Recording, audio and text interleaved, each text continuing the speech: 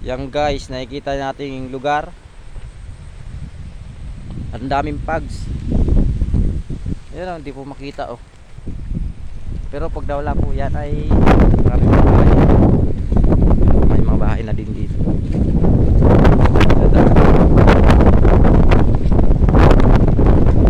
Yan. Yan. Pupunta pa lang dito sa titingin muna kami magugulay kung mayroong mahahani. Minsan kasi dito guys marami po kasing may-ari ang kahit sarili mong tanim may hinahani pa. Dito lang po makikita to sa Apple Bathala. Yan o. Yan guys, napakaganda. Yan. Dito nga dito pala guys yung lupa ni Ipi Quezon, anak po ni Dolphy Quezon. Yan, dito po ipababa nito. Sa baba pa may lupa po sa dyan.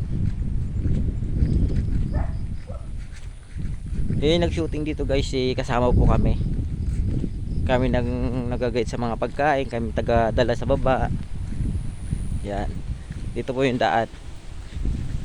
Napakalayo nito guys, pero po pag nakarating po kayo sa aming pupuntahan, lalo na po sa lupa ni Ipi Quezon, napakaganda nung guys, may ilog guys, makikita nyo yan. Yan, yan ang ganda ng kabundukan. Okay, so etong mangga to guys marami pong bunga yan nakaraan. Nagkahulugan naman po kasi ulan init, wala rin, hindi mapakinabangan. Tuloy siyang bunga, pero po pag lumalaki na biyak na po yung sa gitna. Yan. Okay, so kita po dito ang Maynila pag tag-araw. Tanay, Antipolo, Makati. Yan, lugar po yan lahat. Makikita nyo rin po dito yung dagat-dagatan ng Laguna Bay. Ito is medyo na maputik ang ating dinadaanan. Yan o. Yo.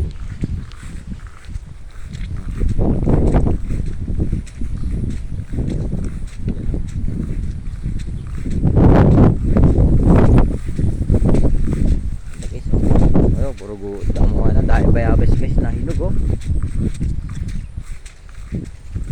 Yan guys, sa baba po nito ay lupa na po namin na binabantayan. Yan. Ayan. Dito lang po ako dada sa kabila. Titingin tayo kung may maapuprutas dito.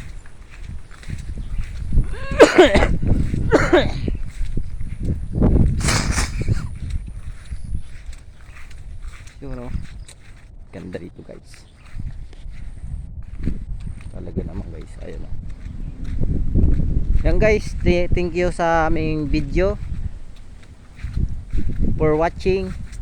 Maraming sa inyo sa lahat po na sumusuporta sa aming YouTube channel, TikTok account, Facebook account. Salamat po sa inyo. Paki-share na lang po ang aming video.